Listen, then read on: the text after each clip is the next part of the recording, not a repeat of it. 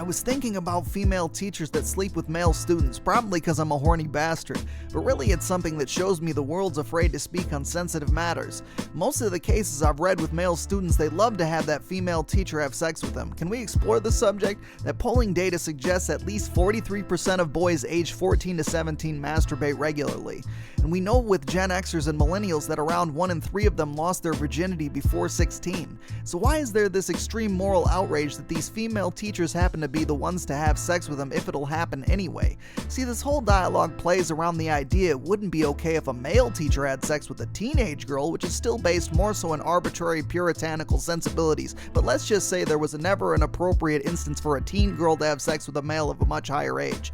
You couldn't take that logic and apply it to males the same, because our libidos operate in vastly different ways. That's not controversial, that's reality. Again, polling data will show men masturbate at least twice as much as women. If a male craves sex as a teenager, then acting as if the indulgence of that capacity of hunger is something to shun beyond measure is just us not knowing how to handle issues with children better. So we err on the side of protection, but then this destroys those women's lives. You probably think they all get a slap on the wrist because we sexualize the hot teacher, but we actually often see these women get 10 years or more for their supposed misdeeds. That's a huge chunk of their life for doing something that teen liked. Even if you thought consent's impossible among minors, you can't deny that minor will tell you they enjoyed the experience.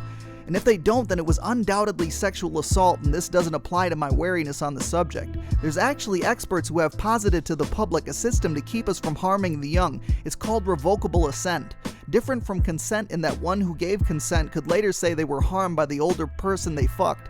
And if they were traumatized, then they can have that person be judged, the same as they're currently judging. But if that young man says he loved having Miss Cunningham bounce on his dick with her huge tits in each of his hands, then we leave him to traverse his budding lusts and how they form his path to become a man, or whatever they choose to become.